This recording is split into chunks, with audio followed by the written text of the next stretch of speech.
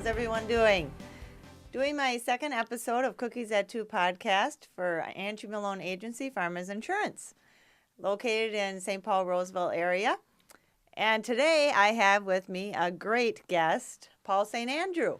He's with Remax Results, runs his own realty in Minneapolis area. He can be found at MinnesotaHomesales.com. How's it going, Angie? Great. Good. So Paul and I know each other. Our children go to the same school, which is wonderful. And the two daughters play volleyball together, which is a lot of fun. It is. Yeah. So Paul, today, being it's my second episode, my first episode was focused more or less on life insurance. And now going into another segment of insurance, we're going to talk about home insurance, which is very applicable in your field as you come across it with realty and helping people find their dream homes. And obviously, as I come into play, making sure we have the insurance for that dream home. Yeah, absolutely. You know, it's first-time home buyers especially always have a lot of questions about, you know, if they did rent an apartment, maybe not, they had renter's insurance. Right. But it's a whole different ball of wax with a home purchase, and they need to, you know, they come with questions, and it's something that as a realtor, we usually have from the time we sign a purchase agreement to go sit down at the closing table and flip them the keys to the house. It's about a month, you know, typically, and so. Especially with a first-time home buyer, that's a question that over the many, many years and gray hairs that I have that I've tried to always bring up right away is to have you had done this activity of contacting an insurance person? I have a couple insurance agents that you might want to reach out to if you don't have one. And you know, a lot of times they go to mom and dad and find mom and dad's insurance agent, and which is just fine or whatever. But it's to start that process early and just get the ball rolling with it, I think, is important. I agree. Yeah. I think that's where it comes into play. I see that in my office a lot. I get the phone call, purchasing a new home and our closing date is such and such. Okay, great. You know, okay, now we'll figure out from there. The important thing is not to rush. And that's why Paul touches on get the ball rolling first, because your tendency is you're obviously dollar signs are coming at you everywhere, right? How much is the house? How much is the mortgage payment now? How does insurance come into play? And it's important to look at everything in an insurance policy, not just the bottom line, which you need to make sure the dwelling is covered, okay? So if the dwelling burns down or is catastrophically lost in a tornado or something like that, what is the value of that on the home? And then you have liability, which is another area that people don't fully understand with homeowners insurance.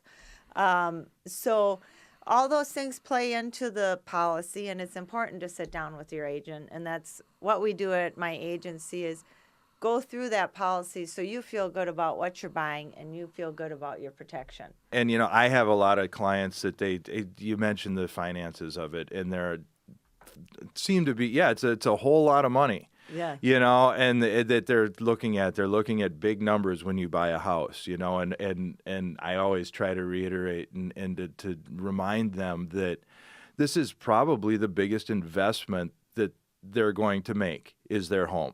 You know, it's hundreds of thousands of dollars, and no matter where you fall on the financial spectrum, your home is one of your biggest investments. And compare that to the premium and then, you know, the cost of that. And it's obviously something that you are going to want to look at the coverage and make sure that you, if some, God forbid, something does happen to it, that you will be okay. Exactly. You know, Exactly. You know, when it's all said and done, it'll all be kind of miserable if you have to go through all that, but you will be okay. Yes. I think that's one of the things too is, like you say, it's one of the biggest investments you'll ever make during your lifetime, not only financially but emotionally too. Oh, absolutely. I mean, you're tied to that home. That's where your memories are going to be, and you know your lifetime is created. So yes, if we can create if something does happen, we have the financial taken care of. That home will get replaced properly.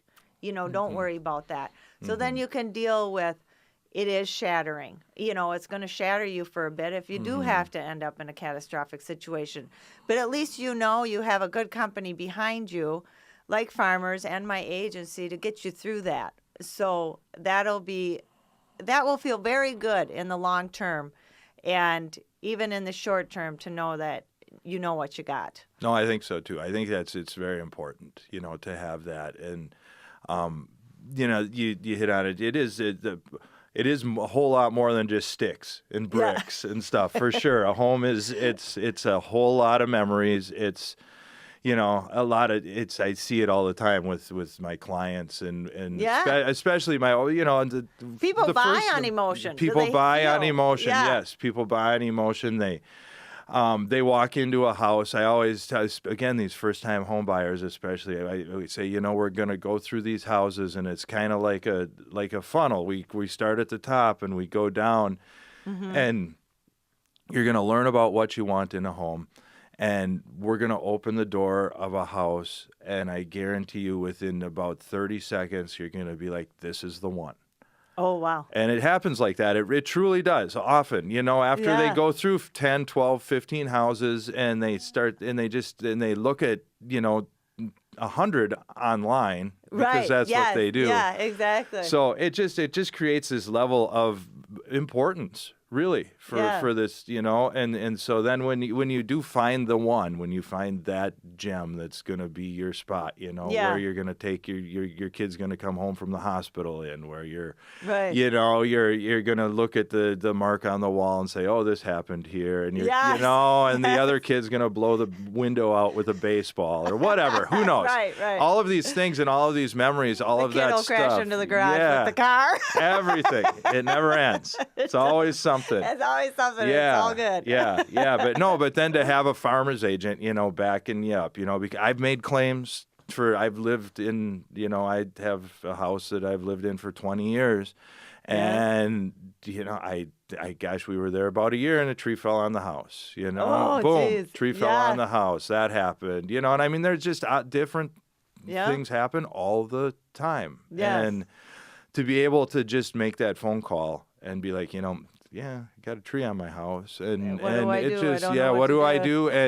And to have a good insurance agent just kind of take over, and they just know, know what to do, and you're not only paying for coverage, but you're paying for service, and that's in my view of the world, that counts. For sure, that counts, and that's important. You like to know somebody's picking up the phone and not okay, select number one. Yeah, totally. Yeah, absolutely. It's a real human on the other end. And they know what to do. Right. They know what to do, and they actually, they actually do pick up the phone. Just getting the right person again. You say, a human connection is very nice. It's so nice. It is. It's so nice. So that's, again, when you look at the dollar signs with your monthly premium or your yearly premium, as it would be on a home purchase, it's peanuts really for what you get, as far as coverage. And so that's I would again not put so much focus on that number as what's going to happen, if something happens. Exactly. Right. Yeah. So as that plays out, it's interesting too, Paul, because I run into people when we are doing policies and so forth. There's often, confusion on what does the number mean on the insurance plan versus what they purchased it at, and even versus what it's appraised at. Mm-hmm. So there's a lot of numbers being thrown at you when you are looking to purchase a home, and it is important to understand the different ways we arrive at those numbers. So if you could comment on how does a market value number come into play? Well, as far as from what I see, and from I think I'm correct. Tell me if I'm wrong, but as far as the insurance piece of the puzzle goes, I sell a lot of houses in St. Paul, Minneapolis, right in the city, and I sell houses all over the Twin Cities naturally. Yes. But when you get into town there, you run into older homes. Yeah. My house was built in 1931. I live right in the middle of the 612. And Yeah. so that's, it's a stucco and brick house. There's something Probably in plaster walls. Plaster walls, Yeah. exactly. Built in. Yep. Yep. Yep. Yeah, Okay. built-ins. Yeah, there's, brick fireplace, blah, blah, blah. All of that stuff. To actually replace that would be a fortune. Yes. It'll be way more than what, if I were to list my house and put a number on it to list today, Yeah. it would be not even, the replacement cost of it is so much greater than that. And so I know when that's when you look at these replacement costs of things, you have to take that into account. Yes. Yes. And that's interesting you say that, because it does depend on different houses too, because sometimes, perhaps if it's a new construction, okay, well, this new construction has this development. Mm-hmm. The market value is now going to reflect that location, that lifestyle, and so forth. So that number may be higher in that scenario versus the reconstruction, because now the reconstruction is, it's a different construction materials, obviously, than your 1931 built home. Right. Now you're using framed walls with sheetrock, and not necessarily an entire brick fireplace. Oftentimes they're fireplace inserts. Right. Yeah, it's just a different animal. That plays too. So so you can't be totally hung up on how these, why don't these numbers match, or why aren't these numbers closer? And then you have the county assessor numbers as well. So yeah, which is it's a whole nother ball of wax. Yeah. The big thing is focus on, what's a good fair price for you to buy the house at. That's where Paul comes in, and he's your advocate for that. And even to sell a home. Yeah. What do you want to do to sell it? Get your best bang for your buck. And then your insurance person is going to come in and say, okay, if something happens, this is what we need to have in place for you. So then we arrive at our number with our evaluator, which Farmers has a really, really nice evaluator. We put in the features of the home, and it comes up with a nice number for you. And we also have extended replacement coverage. So if in case down the road, 5 years down the road, now inflation comes into play, materials are in higher demand because the housing development is gone out of the roof, it's going to cost more to rebuild that home. Yep. So an inflation and protection of some sort is built into the policy as well. So there's all kinds of fun ways to slice and dice. Yeah. But the big thing is take your time. Yeah, exactly. And that number, the number that you will come up with will never be the purchase price of the house. Right. It'll never be that number, ever, Right. ever, because of what you said, there's so much, you get so much more involved, When I take my buyers out, or when I go to my listing clients that are selling their house, we're just looking at a little snapshot of what the market is today. Yes. And because the market, the housing market it truly is like a living, breathing entity. It is. It does what it does. And I can say one thing about the value of a home. You can have another, the guy behind the glass back there can have another, and it doesn't matter. The market will decide what the value of the home is. It is what it is, and that it's ever changing, and it's always moving, and so we can say this value, and this is it. Your house is worth X amount of dollars today. Let's write it up. We'll do that, or let's list it. You need to come in and look a lot more long term than us. And you I don't know what kind That's of true. you That's have very some true. strange crystal ball that lets you do that, and for me, I have to be really hyper focused as to where this market is today. Yeah, that's very true. Because in 3 months it'll be different. Yes.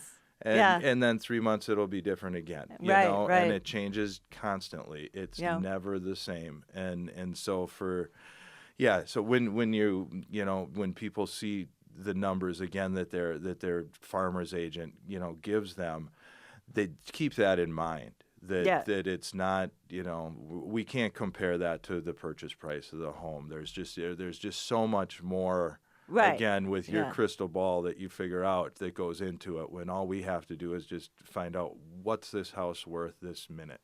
Sure, sure. So it's a big difference. Yeah, It's a big difference, yeah. really. It's very interesting how you say you're looking at a segment of time where, yes, I'm looking more of as a time period.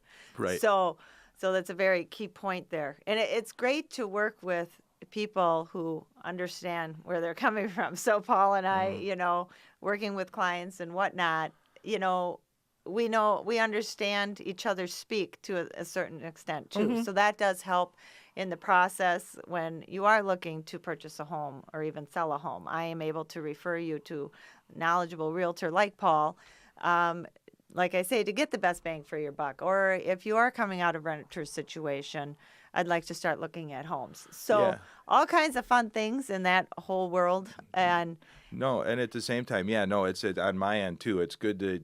It's funny how it is a whole network. As a insurance person, as a realtor, you develop a network of people that you trust and that and you work with them because they do a good job.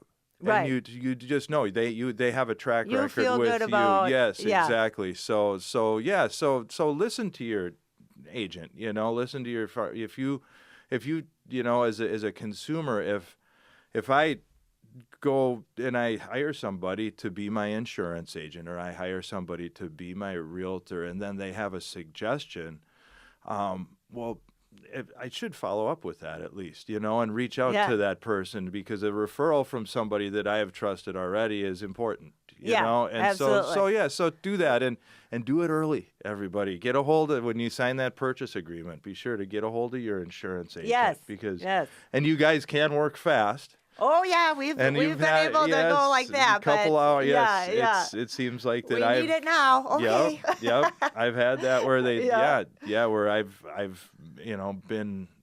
Hopefully I don't have it with my buyers, but it seems like I've sold so many homes where the buyers of this home, I represent the sellers, and these buyers are coming in and they're walking into the closing on the phone saying, "Can you send over the insurance binder? We need it to clear this loan." And I mean, it's been down to the wire many times. I can imagine. Because it's just they didn't think of it.